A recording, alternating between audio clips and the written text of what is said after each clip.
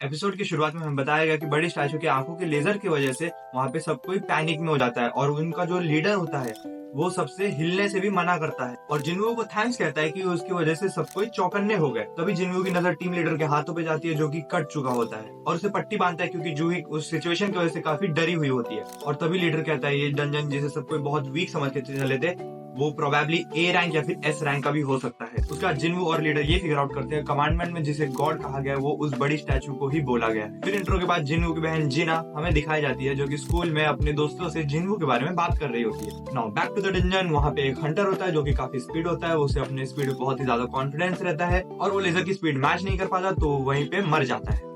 उसे देख के जिन्वू रियलाइज करता है कि जो बड़ी स्टैचू है वो अपनी आंखों से सबको एक ही बार में खत्म कर सकते हैं, लेकिन वो ऐसा कर क्यों नहीं रही है। और फिर वो लीडर से कमांडमेंट के बारे में पूछता है जो कि है रिवीर गॉड यानी गॉड का सम्मान करना। जिन्वू एक चीज फिगर आउट करता है और सबके सामने वो खड़ा हो जाता है। तभी स्टैचू जिन्वू की तरफ लेजर छोड़ने वाला था और जिन्वू वैसे ही अपना सर झुका लेता है और ये होते ही लेजर बंद हो जाता है। उसके बाद जिन्वू सबसे कहता है कि गॉड के सामने सर झुका ले और तभी हमें देखने मिलती है आइकॉनिक क्रीपी स्माइल। फिर जहाँ सबको लगने लगता है कि वो सेफ है तभी वो स्टैचू उठकर खड़ी हो जाती है और उनके तरफ आने लगती है। तभी जिन्वू सबसे कहता है सेकंड कमांडमेंट फॉलो करने जो कि है प्रेज द लॉर्ड यानी गॉड की प्रशंसा करना। फिर उनमें से एक हंटर कहता है कि उसे पता है कि गॉड की प्रशंसा कैसे करते हैं, लेकिन वो सब सुनने के बाद भी वो स्टैचू रुकती नहीं और उसे कुचल देती है। ये देख के सभी यहाँ भागने लगते हैं और उनमें से एक नाइट जिसका नाम होता है पार्क जो अपनी फैमिली के लिए यहाँ पे आया था वो उनमें से एक स्टैचू के सामने खड़ा हो जाता है और तभी वो नाइट की स्टैचू पार्क को ब्रूटली बीच में से दो हिस्से में कट कर देती है। तभी जिन्वू एक चीज नोटिस करता है कि हर एक स्टैचू के हाथ में या तो इंस्ट्रूमेंट है या तो कोई तरह के वेपन्स है और जिन्वू सबसे ये कहता है कि जो भी स्टैचू के हाथ में इंस्ट्रूमेंट है उसके सामने जाके खड़े हो जाए। और जैसे ही लोग वो स्टैचू के सामने आके खड़े हो रहे वो इंस्ट्रूमेंट बजाना शुरू कर देते हैं। इसी दौरान जिन्वू सबसे आखिरी में रह जाता है और गलत स्टैचू के सामने आके खड़ा हो जाता है। वो स्टैचू जिन्वू पर अटैक करती है लेकिन फिर भी जिन्वू रेंगते हुए सही स्टैचू पे पहुंच जाता है। जैसे ही सारे स्टैचूज गॉड को प्रेस करना शुरू कर देते हैं गॉड अपनी कुर्सी में जाके वापस बैठ जाता है और तभी जिन्वू नोटिस करता है कि उसका एक पैर कट चुका है। ये सब होने के बाद में भी एक कमांडमेंट बचा हुआ होता है जो कि होता है put your faith to God यानी गॉड पर अपना विश्वास साबित करना। उसी वक्त वहाँ पे एक ऑल्टर बन जाता है और उसे देखकर सब समझ जाते हैं कि किसी की बलि चढ़ने वाली है और सभी लोग लीडर को जिम्मेदार मानते हैं और उसे ऑल्टर में भेज देते हैं। लेकिन ऑल्टर में जाते ही लीडर को कुछ नहीं होता। ये सब देख के बाकी के हंटर्स काफी कंफ्यूज हो जाते हैं और जिन्वू उनमें से दो हंटर को कहता है कि उसे भी वो ऑल्टर में ले चले।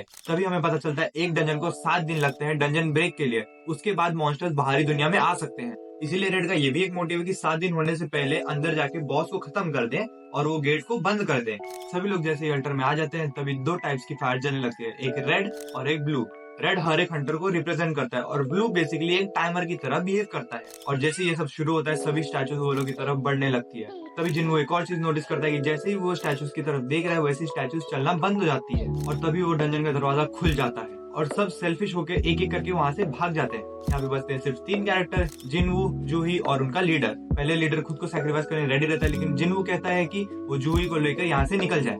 सभी के जाने के बाद वहाँ पे सिर्फ एक बंदा बचता है जो कि होता है हमारा जिन्वू। ये देख के हमारा मेन हीरो सोचता है कि अकेले तो मैं भी नहीं मर रहा, इनमें से एक को तो लेके ही जाऊंगा। और जैसा कि हमें पता है जिन्वू इनके सामने टिक ही नहीं सकता और सभी एक एक करके उस पर अटैक मारना शुरू करते हैं और जिन्वू पर इतने ब्रूटली अटैक होते हैं कि एनिमे का one of the most brutal scene में से एक है। और जैसे जिन्वू पर लास्ट एंड फाइनल ब्लो होने वाला तो ब्लू फ्लेम बुझ जाती है और ये सब होने के बाद जिन्वू को एक नोटिफिकेशन पॉपअप होता है जो कि होता है सीक्रेट क्वेस्ट कंप्लीट और जिन्वू अब एक प्लेयर बनने के लिए क्वालिफाइड हो चुका है। और उसी नोटिफिकेशन के जरिए जिन्वू को एक और पॉपअप आता है कि उसे प्लेयर बने रहना है या फिर नहीं, और अगर वो हाँ चूज किया तो 0.2 सेकंड में उसका हार्ट बीट स्टॉप हो जाएगा और फिर हमें दिखाया जाता है कि स्क्रीन पर यस सिलेक्ट हो जाता है।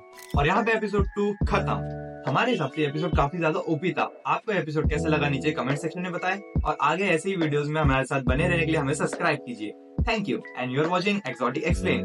Bye bye.